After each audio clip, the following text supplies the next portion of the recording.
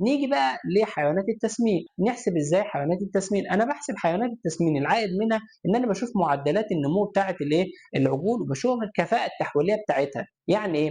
يعني انا مثلا بيبقى عندي وليكن مثلا عنبر فيه 50 حيوان، ال 50 حيوان دول انا بوزنهم على فترات، وليكن مثلا كل 15 او كل 30 يوم. لو انا وزنت مثلا كل 30 يوم خدت الفرق ما بين الوزنتين، وليكن مثلا انا لقيت الفرق ما بين الوزنتين ده للعجول كلها عباره عن 30 كيلو او 40 كيلو على حسب معدلات النمو بتاعتي. طب بس انا لقيت في النص عندي عجل، العجل ده متوسط معدل التحويل بتاعه او الزياده اليوميه بتاعته بنلاقيها قد ايه؟ بنلاقيها مثلا 700 800 في وسط عجول بتديني كيلو و200 جرام او كيلو 300. لا، العجل ده حاجه من الاثنين، يا العجل ده فيه مشكله وتبدا تفحصه كويس، يا اما ان العجل ده اصلا معدلات تحويله بتبقى منخفضه. ولو رجعت شفت الفيديو بتاعنا بتاعت اختيار العجول، ان انت هنا لما تيجي تنقي العجل كويس، لو انت حتى بتختار حيوانات خليطه، زي ما قلنا ان الحيوانات الخليطه ديتي بتبقى انت وحظك، انت وشطارتك بقى، والحيوان ده يا اما ان يبقى خليط عالي يا اما ان يبقى خليط